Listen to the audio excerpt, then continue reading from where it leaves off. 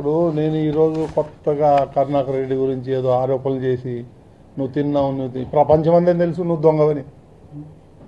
ప్రపంచమందే జగన్మోహన్ రెడ్డి గజ దొంగని ఈరోజు నేను చెప్పక్కర్లేదు. వేల కోట్ల లక్షల కోట్లు తినేశాడు. ఇవన్నీ డైవర్టెంట్ పాలిటిక్స్. నా దగ్గరకు వచ్చి నేనేం చేసి నేను చాలా ఆనెస్ట్గా ఉన్నా.